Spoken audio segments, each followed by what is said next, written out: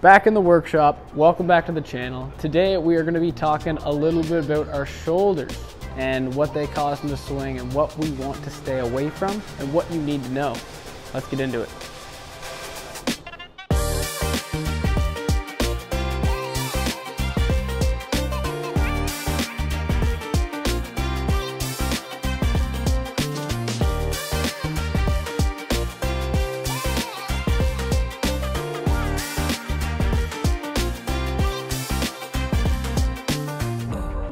So in today's episode, we are talking about the shoulders and how they react according to the start of our downswing. This is something I use a ton, especially with my students. And it's something I see all the time where once you actually have a better understanding of how your shoulders are supposed to move in the downswing, it actually creates some reactionary movements where we get on a different plane, we start to hit the ball in a different way. Before anything else, let me show you what I'm talking about. So, our shoulders are always a main focus at alignment. When we're talking about alignment with our shoulders, we want it to run, of course, like the train tracks, with our feet, our knees, our hips, and our shoulders being aligned.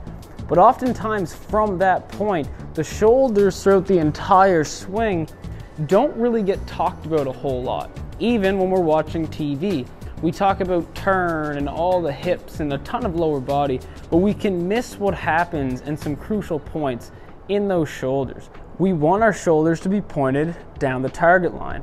For example, if you're pointed more out to the right, for a right-handed golfer, it's just going to promote a little bit more of a draw pattern to swing out there.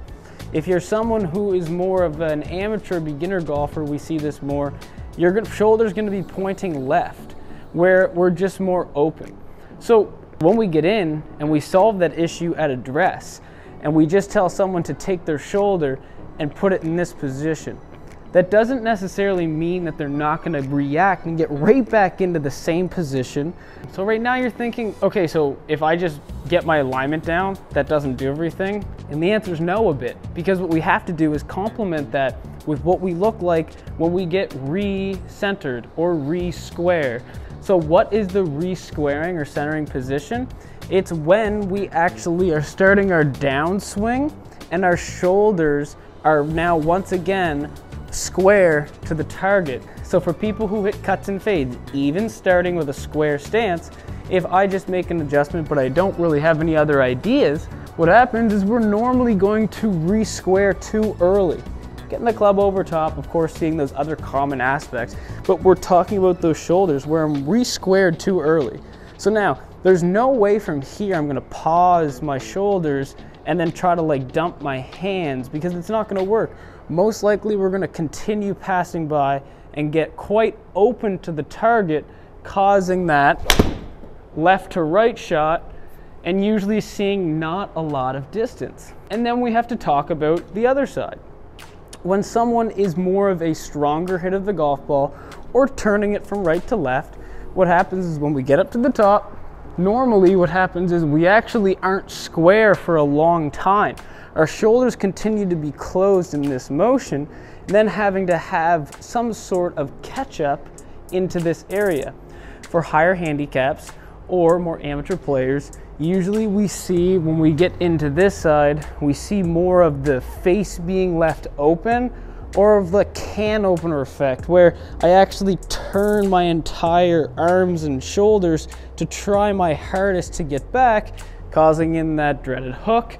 Or you become more skillful, you still have your shoulders closed, and then what happens is you catch it up with your hands, causing that really right to left shot inside path.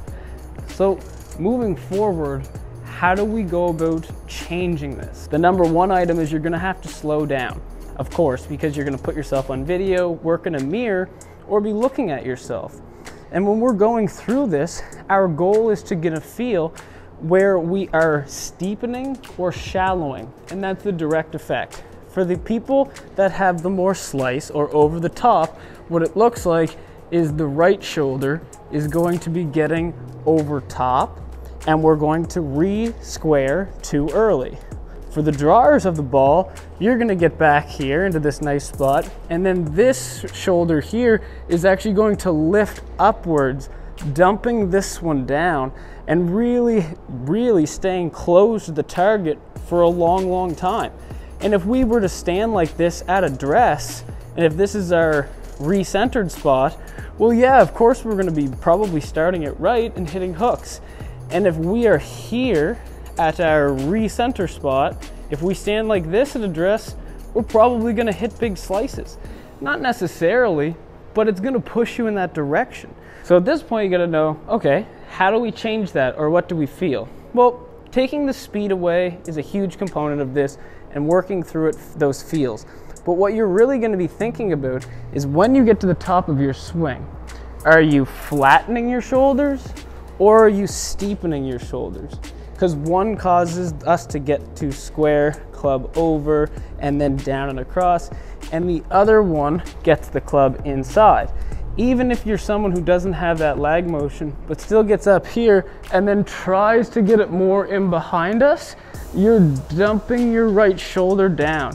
Now you're gonna be close to the target for a significant amount of time, having to get to this spot here and do all this junk through this, really having to catch up. And we do see, when we see this one right here and we're getting super flat trying to hit draws, what we see is usually the inside, but also the hips and early extension, pushing that out, lifting up, jumping back. We see a lot of that motion there. For someone who goes over top and gets steep, we see a ton of divots is what we see.